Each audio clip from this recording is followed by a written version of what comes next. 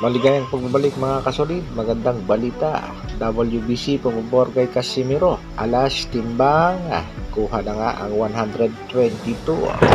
Former world champion na si Milan Melindo na kuryente at Saul Sanchez hindi na babahala sa ating pangbatong si Cuadro Alas, Junior Casimiro. Iyan ang ating pag-uusapan mga kasolid. Para sa ating unang balita mga kasolid, former world champion El Metodico Milan Melindo. Matatandaan natin mga kasolid na matitinding banat niya ang ibinato ng alaga ni Mr. Siana dito sa ating former world champion na si Milan Melindo. Sinabihan pa ng Obob ang ating pangbato at hinamon pa ng pustahan na kung magkano daw ang kaya nitong si Milan Melindo na ipusta kay Angas ng Pinas. Dahil sinisigurado daw ng alaga ni Mr. Sian na itong si Saul Sanchez ang mananalo sa bakbakan. Simple lang naman ang naging rest back ni Melindo dito nga sa alaga ni Gibbons. We are not the same level kaya di kita papatulan dahil sisikat ka lang. I've been in the boxing industry for 30 years in boxing as a boxer. So tingin mo, wala akong alam sa boxing business. Boxing is politics, boxing ranking can be manipulated. Pakiusap nga nitong si Melindo, huwag pag-away-awayin ang mga Pinoy boxers. Samantala, may inamin din naman itong si Milan Melindo patungkol nga sa naging sparring nila ng ating pambatong si Angas ng Pinas. Ayon nga kay Milan Melindo, ay nakuryente nga siya mga kasolid. So, kinapakita niya talaga na todo yung suntok niya talaga ay kumukuryente.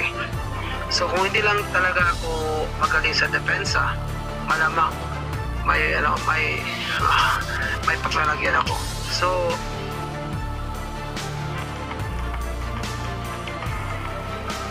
sa kabilang balita naman mga kasolid, matapos ngang ilaglag ng WBO ang ating pangbatong si Angas ng Pinas sa ranking. Ngayon nga ay kasalukuyang rank number 6 na ang ating pangbato. Kaagad namang bumawi naman ng isang sanctioning bodies. Ito nga ay ang WBC na kung saan iniangat ang ating pangbatong si Alas sa rank number 7. At prior nga sa laban ng ating pangbatong si Junior Casimiro kontra dito kay Saul Sanchez, isang magandang balita rin mga kasolid dahil di umano'y kuha na nga ng ating pangbatong si Alas ang tamang timbang. Isa lang ang ibig sabihin dyan mga kasolid, wala nang dapat ikabahala ang mga supporters ditong si Angas ng Pinas. Pakinggan na rin mga kasolid na naging pahayag ni Cuadro Alas patungkol sa timbang. Kuha na natin yung timbang kasi alam nyo na, kahit nung papunta pa kami dito sa Japan, kasalukuyan na namin kinukuha yung timbang namin kasi alam namin malamig dito sa Japan.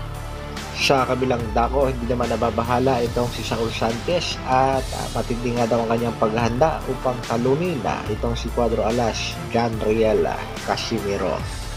Ayon pa nga dito kay Saul Sanchez, matagal na daw niyang gustong makalaban itong si Junior Casimiro, former 3 Division World Champion. Alam na daw niya ang kahinaan ng ating pangbatong si Angas ng Pinas at sinisigurado daw ni Sanchez ang panalo dito sa bansang Japan.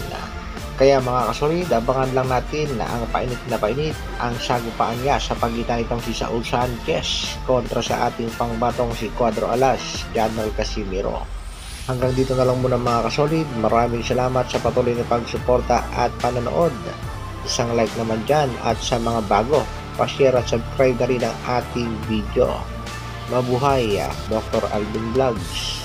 Brrr.